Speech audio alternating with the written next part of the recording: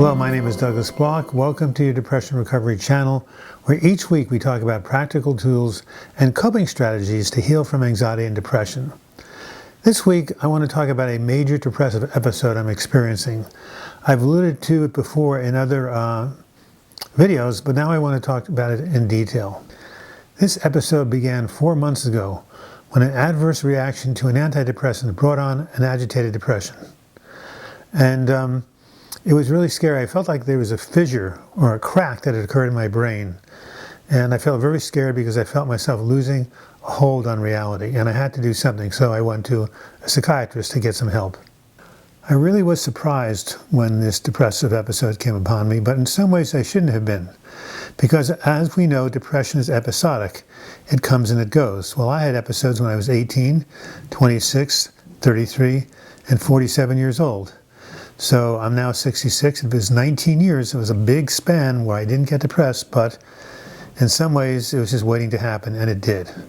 Fortunately, I'm functioning a lot better than I did in other episodes, and I'm continuing to do these YouTube videos because I really want to share this important information with you.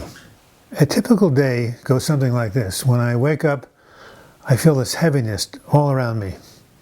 It feels like an elephant is sitting on my chest, and so I lie in bed because I don't want to get up and face the pain of the day. But after a while, I become really guilty of just laying around doing nothing, so I force myself to get up, eat breakfast, and start my day.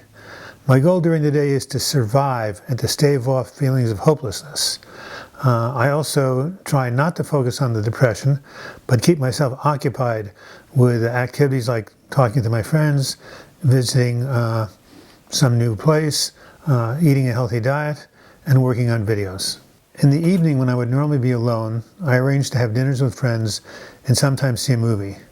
Then around 10 o'clock, plus or minus a few minutes, my depression actually lifts. I don't know why, but I feel like I've been given a reprieve from jail. Then I go to sleep and wake up the next day, and it's Groundhog Day all over again. Right now I feel discouraged because I'm suffering from a biochemical depression. It is caused by dysregulated brain chemistry inside of me, and is not curable by simple psychological techniques like cognitive behavioral therapy. It is outside of my conscious control.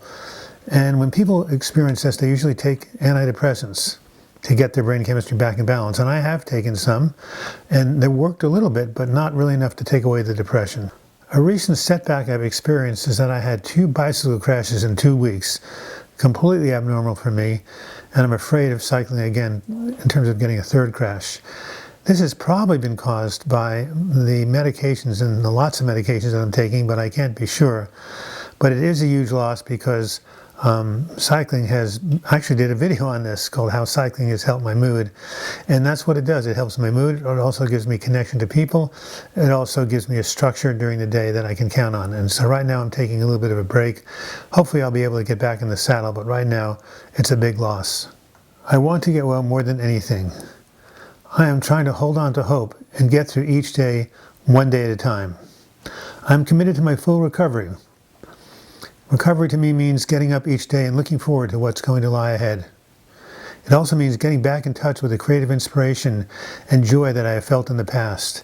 The same creative inspiration that allowed me to start this channel and share many of the videos that I have with you. One of the tools I have talked about all throughout these videos is reaching out for support.